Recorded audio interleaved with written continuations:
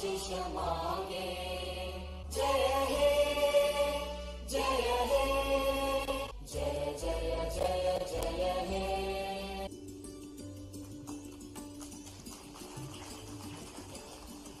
Thank you very much, sir.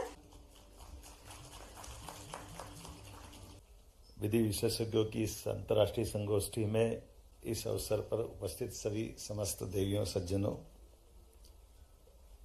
न्याय की बात हमारे देश से हजारों लाखों साल से एक अलग प्रकार से अपनी एक पहचान बनाती है और न्याय के किसी पक्ष पे बात करने के लिए विद्वत सभाओं का आयोजन किया जाना, ये भी हमारी अपनी शास्त्रार्थ की परंपरा से लगाकर कई कई कारणों से अलग अलग हर काल हर युग में बड़े सम्मान के साथ इसको देखा जाता था।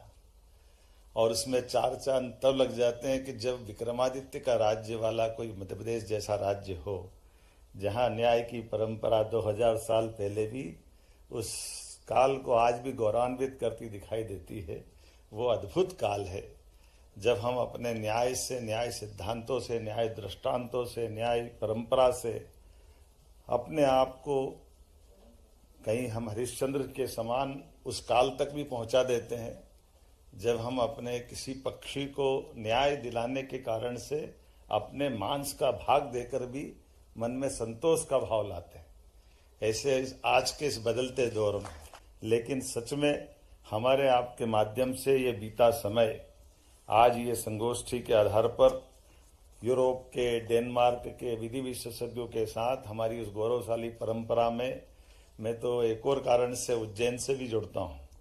अमृत मंथन हमारे यहाँ होता आया था और ये अमृत मंथन की उस परंपरा में से जब विष को हटा करके हम जीवन रूपी अमृत पाते हैं तो अपने आप को भी गौरवान्वित करते हैं।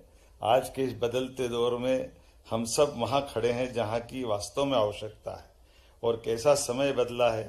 परमात्मा की कृपा, यशस्वी प्रधानमंत्री श्रीमान नरेंद्र मोदी जी का शासनकाल चल रहा है, जिस शासनकाल के माध्यम से हमारी न्याय की प्रक्रिया की, न्याय की व्यवस्था की सारी व्यवस्थाओं में हम अपने उस गौरवशाली अतीत से जोड़ करके देखते हैं। और सुप्रीम कोर्ट के लिए तो सच में मुझे तो धन्यवाद तब देता हूँ जब न्याय की देवी की पट्टी भी खोलने का सौभाग्य सुप्रीम कोर्ट के माध्यम से आया कि न्याय की देवी खुली आंखों से न्याय कर सकती है। लेकिन हमारे यहाँ तो पंचायतन पद्धति व्यवस्था में से अपने इसी स्थान पर बैठ करके न्याय की प्राचीन परंपरा थी। मैं धन्यवाद देना चाहता हूँ इस नाते से भी कि कितना अलग प्रकार का समय भी है, लेकिन इसी इंदौर की नगरी का एक फैसला सुप्रीम कोर्ट से होता है साहबानो प्रकरण का, और कहीं प्रजातंत्र में एक छोटा दाग लगता, धब्बा लगता है।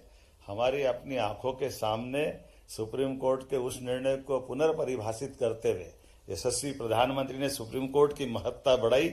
ये हमारे लिए वर्तमान का न्याय का पथ वाकई गौरवान्वित होने वाला है।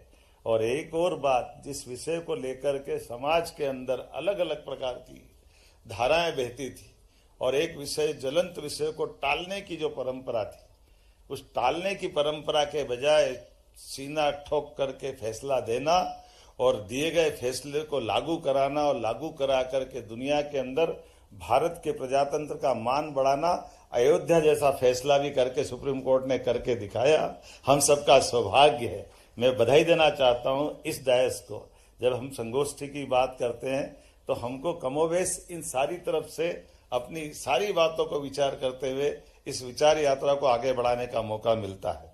आज के इस अवसर पर मैं जब आपसे कोई बात कहने के लिए धृष्टता कर रहा हूँ, यद्यपि मेरा दायरा सीमित है, मेरी अपनी मर्यादा भी है, लेकिन चूंकि यहाँ न्याय और न्याय की व्यवस्थाओं के आधार पर आज डिजिटल युग में, आर्टिफिशियल इंटेलिजेंस के समय में, ब्लॉकचेन के समय में, ऑनलाइन प्लेटफॉर्म, ऐसे कई सारे नए माध्यम और नए प्रकार है, लेकिन न्याय की आत्मा वही है। न्याय की आत्मा बदलने वाली नहीं है। समानता, पारदर्शिता और विनम्रता और समय पे न्याय की प्राप्ति, इसकी दरकार सदैव रहेगी। मेरी अपनी ओर से पुनः सबका वंदन, अभिनंदन, बहुत बहुत धन्यवाद।